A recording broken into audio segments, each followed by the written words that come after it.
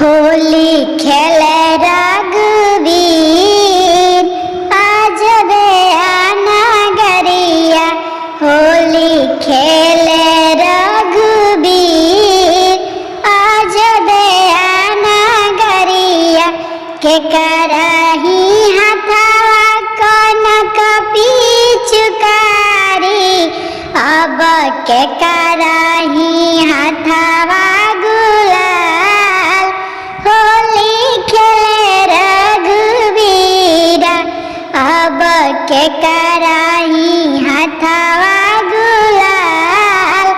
होली खेले रघुवीरा लक्ष्मण हथवा कनक पिचकारी अब सीता के हथवा गुलाल।